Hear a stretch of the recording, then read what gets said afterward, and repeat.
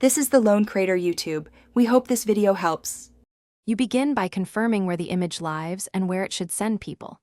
If it's hosted, copy the exact https://URL. If local, make it web accessible.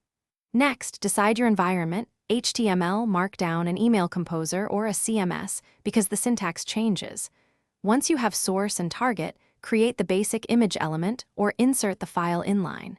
Make sure to name alt text for accessibility and keep the target URL ready so you can wrap or link the image in the next step. You now wrap the image with a link so clicks navigate to your target. In HTML, put a href equals target img src equals image alt equals description / this preserves semantics and accessibility.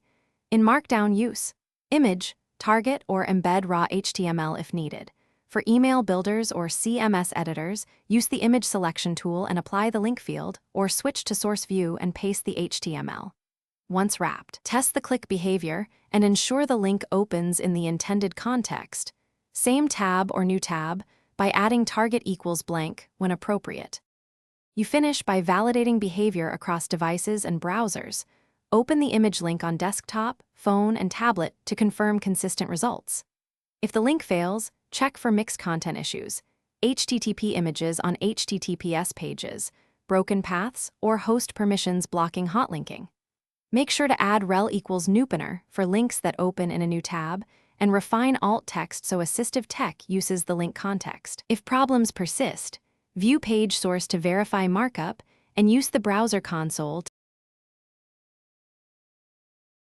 Thanks for watching. Consider subscribing if we helped you.